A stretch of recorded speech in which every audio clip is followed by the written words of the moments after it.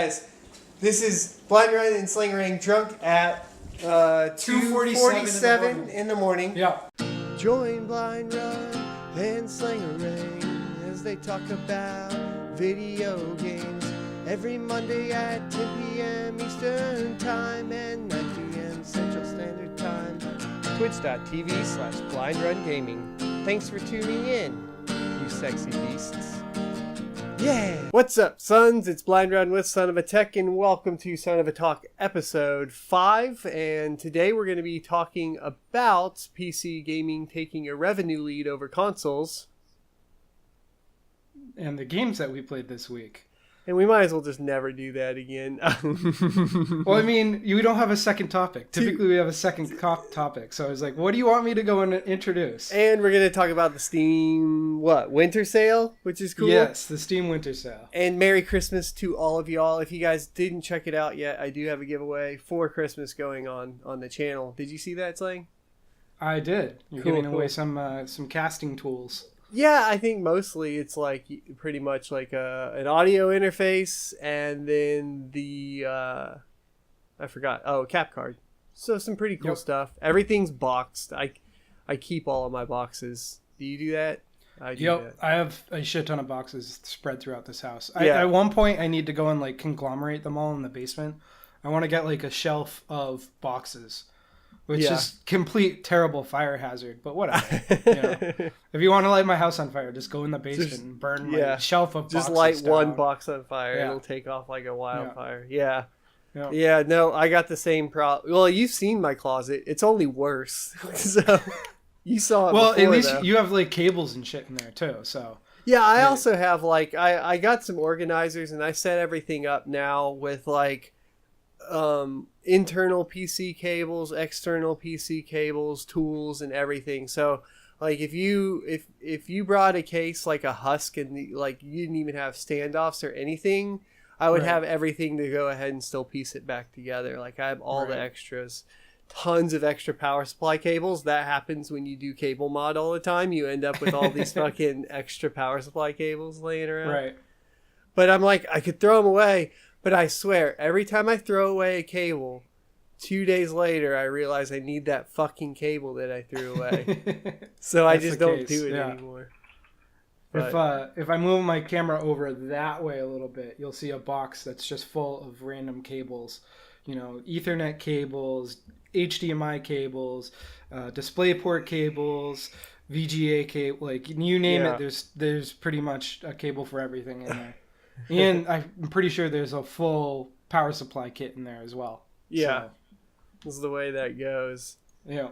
So PC gaming is taking a revenue lead over consoles. This wasn't kind of surprising. This is very surprising to me, mainly because even last year we were behind. I say we. I don't know why I just consider myself as the we PC gamers, but like you're making any money out of this, right? Obviously, a lot of people are though. They're at 36 billion worth of revenue throughout 2016. Compared to the console market, that was only at 6.6 billion. So you're talking about that's not even close. Now, I did want to point out that includes things like League of Legends.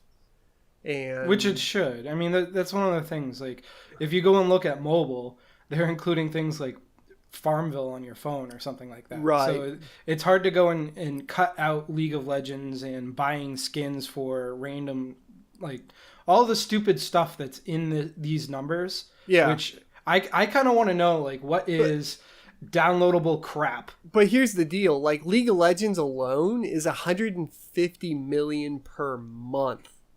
And that's a free-to-play game. Yeah. Like how the fuck are they making that much money off something that is literally free? You don't have to spend anything to play this game. And I feel like there's... But it's if we rewound back to our first podcast... Yeah. Not back to, this reboot, but back to the very first one that we did where we were terrible on the worst mics with crappy cameras and all of that. we would look at, you know, the flavor items that you spend money on in free to play games and be like, why would anybody ever spend money on that crap? I mean, I still think that by and large, I feel like most people. Here's the point I was way. getting to, though. Yeah. Have you spent money on it? I'm trying to think. Yeah, I guess so. I'm just trying to think Firefall? what games. Yeah, but Firefall had they weren't only cosmetic. Right, but you got some of the cosmetic stuff. Like, the point that I'm making, though, is that, like, I used to be vehemently against flavor items. You know, anything that the only benefit it gave you was a change of appearance, I hated. And since that, maybe it's because of, you know, just the nature of marketing. Maybe it's because of I've gotten less, you know, angry, which probably isn't the case. I've probably spent, you know, in the past 2 years, $40 or $50 on, you know, combined between, you know, whether it's Dota 2 or World of Warcraft or, you know, you name it, on, you know, relatively flavored items where it doesn't affect my gameplay at all, but well, and that style of, I guess, commerce is kind of taking over in all aspects. I mean, if you look at, like, I set up the Patreon or whatever, and the only reason I really set it up was because I just wanted a place where people that did want to, you know, contribute had an option to contribute, you know, and it helps me grow and do what I'm able to do, and then so it provides more content. And that's kind of the same idea, though, I feel like, when people think about, like, a game developer, and they're like, oh, well, I actually want to support the company because I like what they do and I want them to keep doing it, kind of thing. Right. And I think that's a shift that's kind of changed in the public eye as a whole, especially with things like Kickstarter and so on and so forth, you know. You're 100% right on that, because that's literally the mental thought process I went through when I was giving money to Steam for Dota 2. It's like, okay, you know, if I go and look at my Steam account for Dota 2, I have something like 2,000 hours of playtime in Dota 2. And it's like, I haven't given them any goddamn money, and I love this game. Yeah, I should go ahead and support that, because at a certain how point, much would you pay for a movie or something? And what's crazy is, like, if you look at, like, how well that works for, like, profitability, it's completely smashing, like, the old school ways of doing things, where, like, the movie industry and the television industry are struggling mainly because they don't want to adapt properly to this. So one thing I'll say about that is, like, locally, and I think even with you, when you've talked about your local movie theater that you go to down there, they've become more of an experience selling venture. They know that people have giant ass HD TVs and they're really comfortable couches at home. Right. So what do they have to sell them? They have to sell them on more comfortable seating arrangements. So the AMC in the towns directly south of me has recliners that go and let you lay completely flat. And they're, you know, big, cushy, comfy recliners. They have selectable seating with, you know, ridiculous, you know, 7.1 surround sound, which I only have 5.1 in my house, so it's an improvement there. You know, all of these features and all of these things that go and make food and alcohol. Exactly, and that's the other thing. They also deliver a beer to your seat, and it's like, right. You don't have to do that yourself. You don't have to cook if you want to. Like, you don't have to. I remember, like, I mean, not that long ago, I feel like, but I guess we're getting older. But in high school, it was one of those things where, at least when I remember going to movies in high school, or like even before that with my parents, it was always movie and a dinner. But you go to the dinner first and then go to the movie. You would have to go to two separate areas, and now you just have all of them in the same place. Yeah, knock it out in one place. Which I like. I mean, kind of. I mean, I love it, but at the same time, I kind of miss the whole. I don't know, it being separated to where it's almost a longer event at the same time. If you know what I mean. Like, but I mean, then you have to spend more time with your parents. Well, I mean, yeah, but I mean, now No. that's more appealing than it was then, though, too, at the same time as you get older. But, right. I mean, so things have flip-flopped. Yeah, so that's the way it goes. It's just, Right. I just kind of find, the whole... Although, one thing stays current. You do want them to pay still. Even being 30, you're like, I could use a little bit of extra money. You guys should take care of this now. So, yeah. But, I don't know. I think that it's really it's positive that PC games are growing at such a rapid rate. I'm just thinking it's probably in a bubble, though, and here's why. The console industry really fucked up bad with the PlayStation 4 and the Xbox One. They completely just missed the point. Like they didn't hit that target of having a device that's more powerful at a cheaper cost than a gaming PC, which is historically what they've done to keep the lead and take the lead. And they've also in the past had a lot more exclusive titles, and we're seeing that kind of go away. And I think that was a large part due to the absolute abysmal performance of the Xbox One and PS4. To where it wasn't even close to, like, you could even get, like a 960 or something last year and completely destroy a console gaming experience. So, and then that's why there's always at the tail end of a console, there's always kind of a rise in PC gaming a little bit, Right. But this just seems to be way more pronounced than it ever has been in the past. So, I mean, I feel like it's really hard for us to go and talk about, the entire history of consoles like it's this, 1,000-year occurrence. Video gaming and this whole thing is really still a fledgling market. Right. So 10 years ago, video gaming wasn't as, societally accepted as it is today. It's still looked upon with a little bit of scorn from people when they say, oh, you're going to stay in and play video games tonight? What a loser. But even that is going and falling away a little bit. Right. Well, and I mean, but you can still... I get that you're saying that it's like a young industry, and I understand that. I think that it's hard to nail down exactly the reason why here.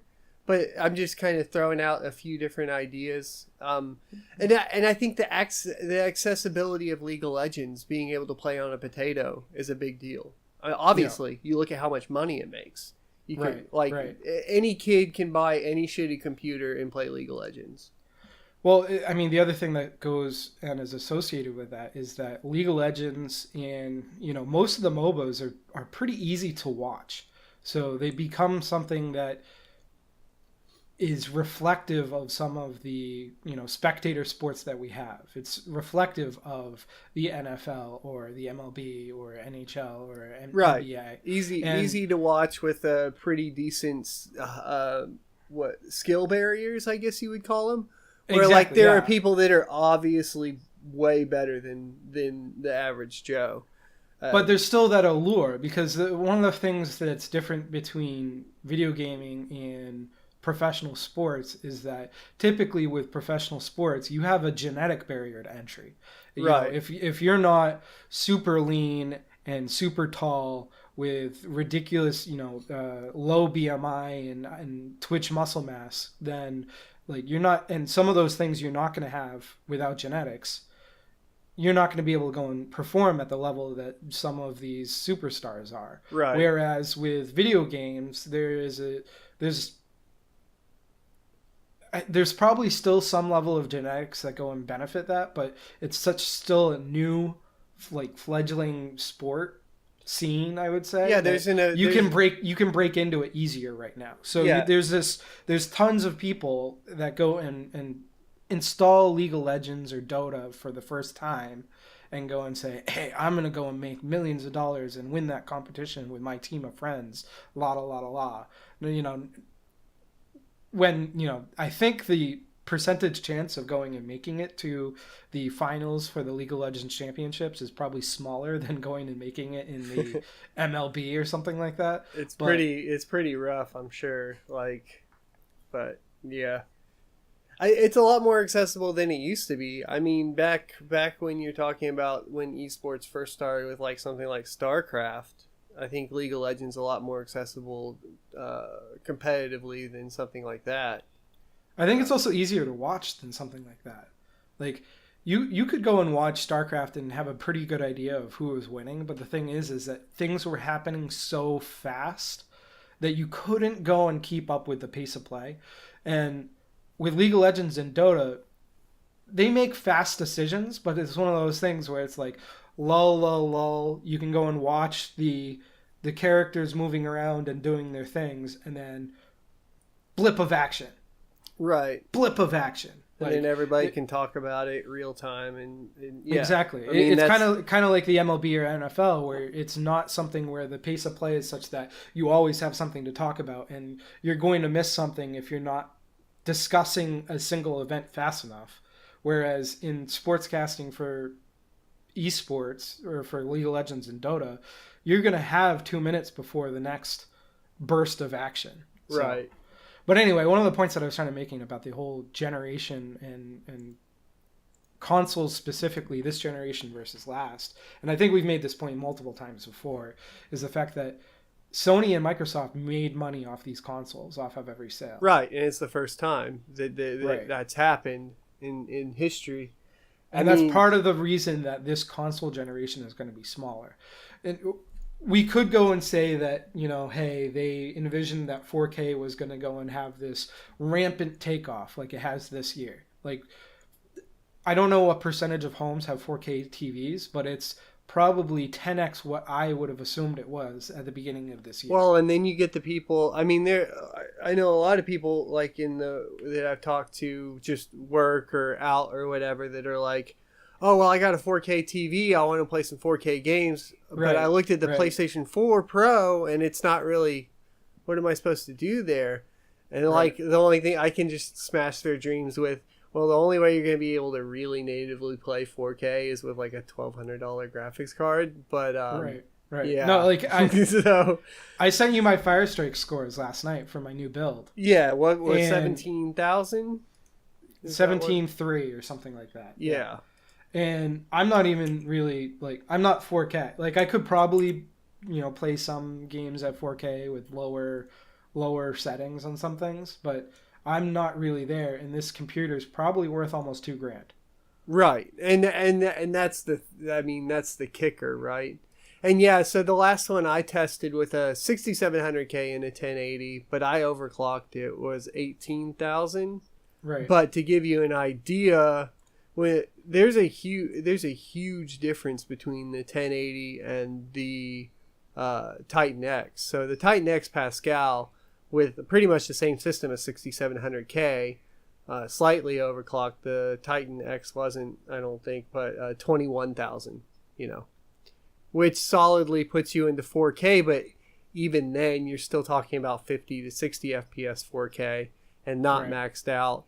And some games you got to turn down to medium, some you got to turn down to high, and some games just really, honestly, nobody even gave 4K any thought, like Space Hulk Deathwing at first, to where, like, no, I mean, it just went, like, I still had to knock down resolution to even play that off the bat. So it's not, it's kind of, I mean, funny, what percentage of the market goes in and can hit, those numbers, So, like, I'm not remiss against developers that don't go and make it such that their game can play at 4K right now. Because I don't think Firestrike score with a 2K PC was better than 96% of scores. Now, so that being said, that's reflective of the market. Right. But that being said, though, the only thing that I would point out there is that Resident Evil 7 has put out interlaced, and they put that option in for PC now. And so that's going to offer some interesting paths for developers to take to push to 4K for lower level graphics cards. And I think that that's kind of important because you can do a GTX 1060 or RX 480 in Resident Evil 7 with interlace turned on, no problem over 60 FPS. So you're hitting that. Now, the key there is getting it to where it's indistinguishable from native 4K, which to me it's not yet. To some people, they think it's great, but you're also talking about that major target market that's been looking into that has been console players on just an older PS4. So, I mean, it's a little different. I still think that those kind of technologies is where it's moving towards, though, and I think it kind of has to just because of how demanding it is. And I don't even know if native's really necessary anymore either. I mean, I don't know. I think HDR is more important, personally. I'm still on a crappy monitor. I have the nice new rig, and I'm waiting till tax time for a new monitor. And once I get an HDR monitor, then there is no HDR monitors right now, so it doesn't matter monitor-wise. It's only TV. LG's going to announce they pre-announced the first HDR monitor, and it's going to be shown at CES. But you're talking about, but that's March, right? March for CES? I thought it was January. Maybe I'm off. But anyway, that means that, this year is going to be the year of HDR as well as 4K. Yeah, and that's gonna it's January. Down. But I think they're gonna make HDR be a part of 4K. I don't think that we're gonna get that option of 1080p HDR panels, which I would like. HDR is going to be one of those bleeding edge, first in line type techs that people HDR with OLED is fucking gorgeous, right? I want it, but you're talking about $6,000 for like a TV, and you're just like, okay, I'll stare at it here in Best Buy or whatever, and then go home. You're looking at $6,000 or 6 times the barrier to entry of a typical TV. Right, in general, even 4K when you get the highest value or best performance anything. Right.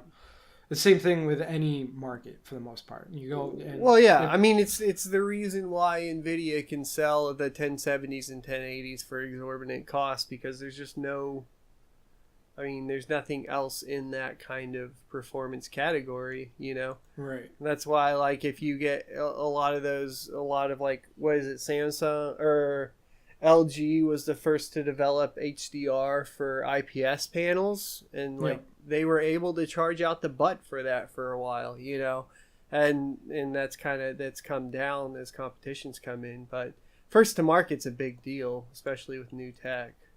Right. And that's just kind of the nature of the beast. But what did you play this week? So, unfortunately, I played more WoW. I did go and start up Deus Ex, and I did buy some things for the Steam Winter Sale, but I didn't have a lot of time this week. With Christmas and all and closing things up for work for the year, it leads to not as much time for gaming as I would have liked. I know you mentioned that Invisible War had the same score as Mankind Divided, which surprised me because I hate Invisible War and I like Mankind Divided. Have you drawn any kind of first impressions from Mankind Divided yet, being the Deus Ex fan that you are? Do you have... I'm still a little early. It seems like it... Does it feel like a Deus Ex game, though, when you got in, or does it not? The only thing... It feels like a polished Deus Ex game. It more designed for public appeal than, the first Deus Ex. Well, yeah. So along the lines of, what was it? Human Revolution. Which, that makes a lot of sense. This is... Because it's supposed to be 2 years after, and Human Revolution was the last one. And it followed Human Revolution. And Human Revolution was also a huge success, relatively.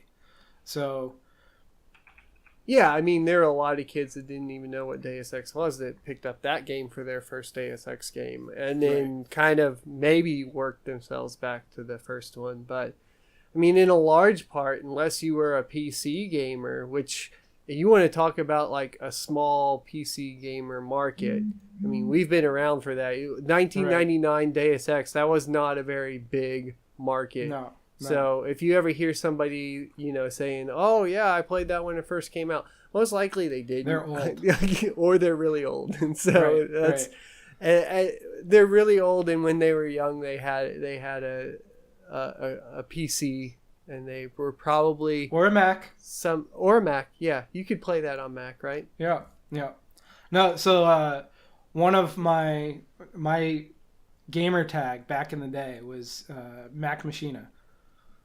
way back in the day, and oddly enough, and this is something that like I was proud of back when I was 16. There was people on a German forum, because Deus Ex was a game that was very popular in Germany, that were talking literally about me in the multiplayer version of Deus Ex, because I played the crap out of that game. I don't know if I've mentioned this on the podcast before, but when I first played through the original Deus Ex, I played through, and I had probably 40, maybe 35 hours of gameplay into it. And I looked at what level I was on, and I was on like level 4. And I was like, oh, well, this probably only has 5 levels. So I'm going to delete my save, bump up the difficulty, and go again. Yeah. Well, this was really before the time of Google. There was like dogpile.com that you used for a search engine at that point, or something like that. I think or Google you just use like the built-in AOL Ask search Jeeves or whatever. Something. Ask Jeeves was one. Yeah. Right. Yeah. Eventually, I went and finally like Yahoo was coming around. It was pretty big. Searched at that point to go and find out what the answer was, and it was that there's 13 levels and not 5. So I wasn't even halfway through the game yet by the time that I deleted my save. You literally deleted my save and started over. So like I played the hell out of that game, mostly because Macintosh did not have a lot of games. So and you could spend a lot of time just on the first level, like Liberty Island, and then like mind blown, like as soon as you finish that first level, and you're just like, oh, what? Yeah, and they still have little intrinsic things, like they go and talk about how the one of the passwords that you get in the game in the first level, and this doesn't really ruin anything, is iron and copper.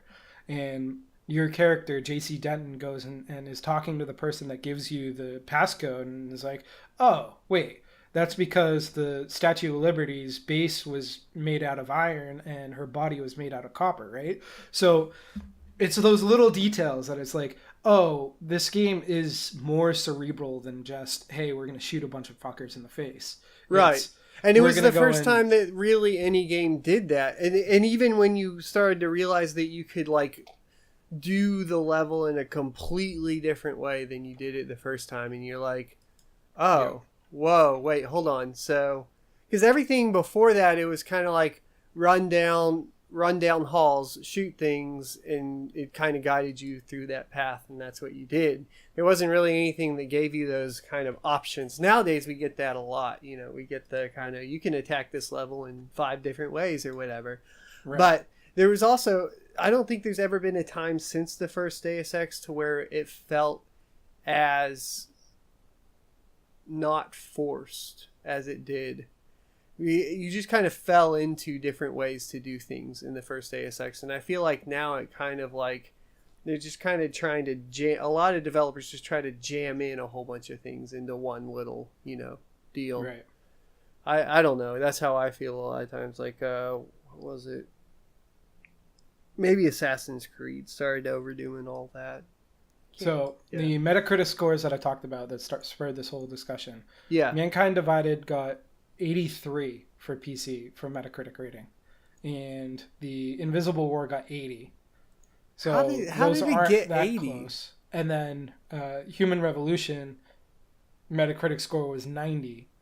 So, and the original Deus Ex got a Metacritic score of 90. Oh, now, okay. The weird thing about that is I feel like looking at Metacritic scores is also kind of you have to think of the time in which the game came out. I feel like nowadays people are less critical. Like if you go and are asked to go and give somebody a 1 through 10 rating on like their service when you go to a restaurant, if you had a if you liked your meal at all and aren't like just a completely negative asshole, you're probably going to give them between a 7 and a 10. Maybe a 6, between a 6 and a 10 if you were thirsty and you were waiting for a drink.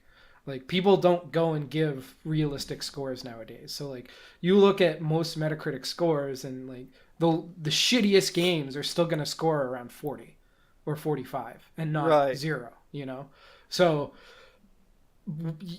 yeah, the point that I'm making is that back when Deus Ex came out, I feel like people were a little bit more critical because the PC gaming Metacritic wasn't even around back then. So... Right, so this is it's a historical Metacritic score. But... Right. They had to go back through all of their original reviews. I don't even know how that works. That's nuts. I played Space Hulk Deathwing. I'm addicted. I can't stop playing it. They patched it, so that was really cool. It's 60 FPS smooth at 4K all the way through on the Titan XP. So I'm going to try to dive in and get a performance review out for it. I don't know, maybe next week, sometime next weekend, and see how it's going. You guys should check it out, though. It's a fun game. And then I did play Saints Row 4 as well. Really? So I wanted to do a Christmas thing today, and they have the sale going on for Saints Row 4, so I picked up the DLC, which was how the Saints saved Christmas.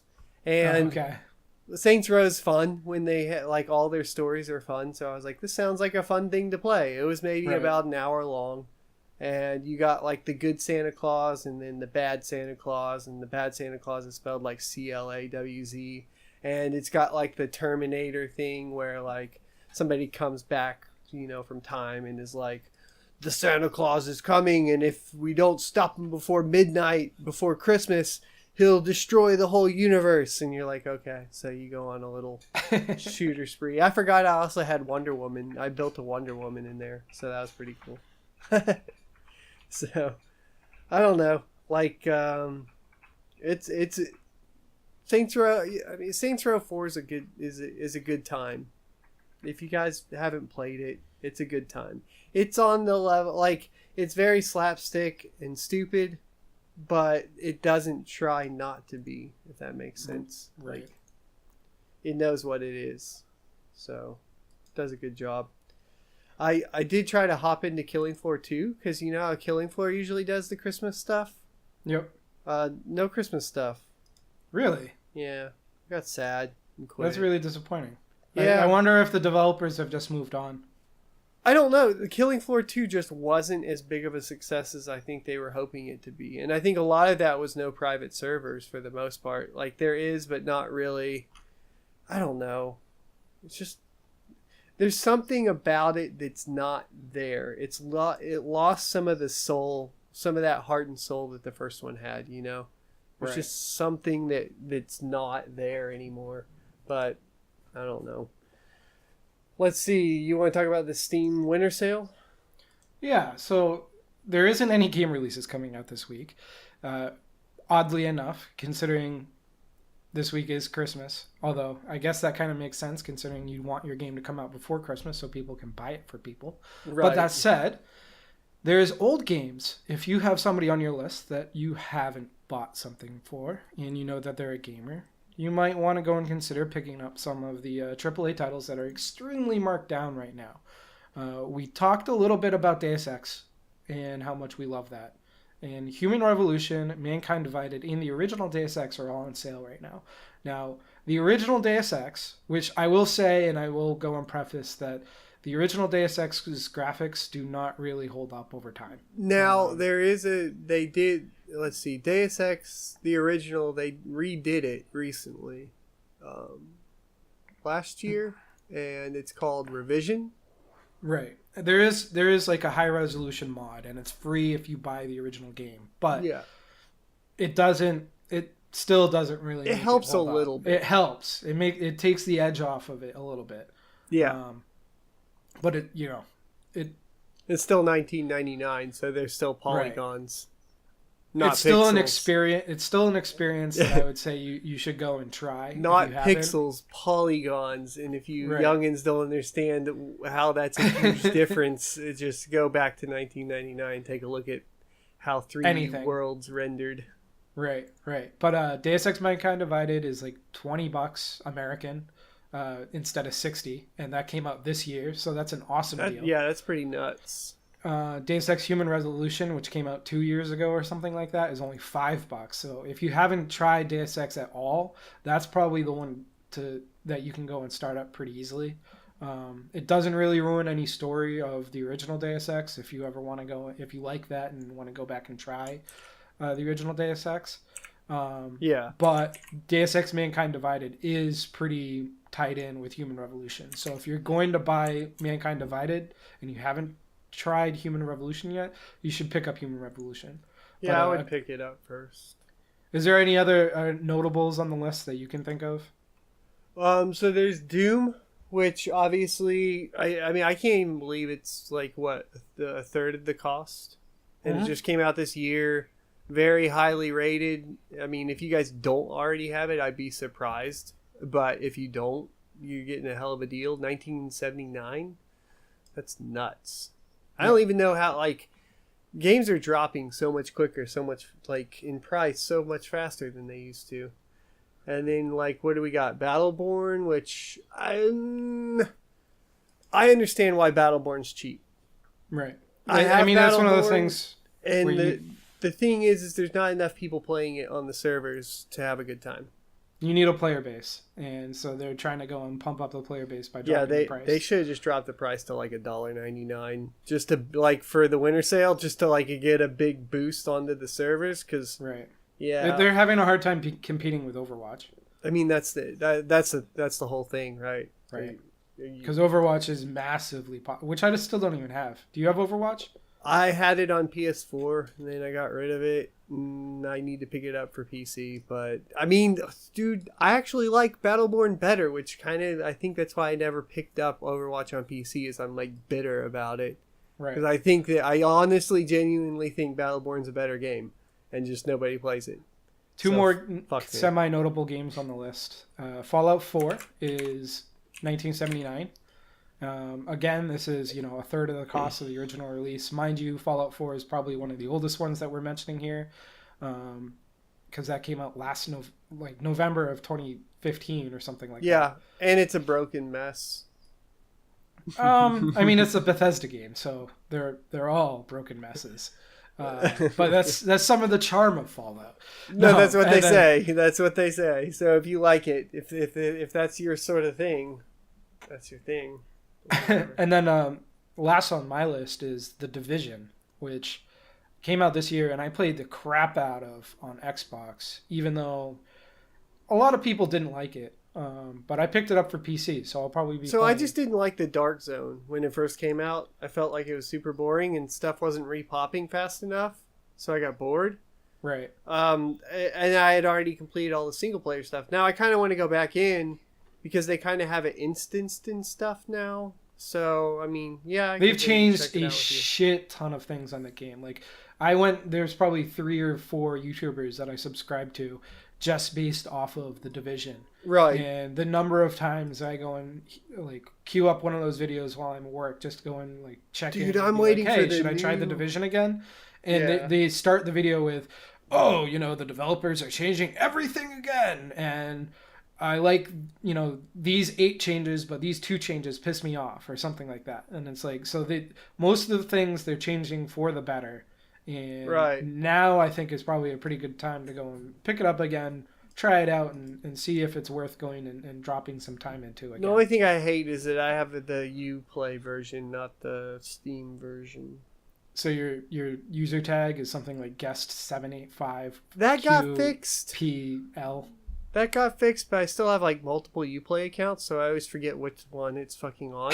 And that's only because like it generated multiple ones. Like I didn't ever like purposefully choose to create different ones. It just kind of like did it when it was first early trying to integrate with Steam. Right. Fuck it, it's stupid. It makes me so mad because I'm just all spread out. And every time I'm like, hey, can we merge these yet? They're like, no, we don't have that functionality yet. I'm like, dude, it's been out for years. Like, you gotta fucking get that functionality in there.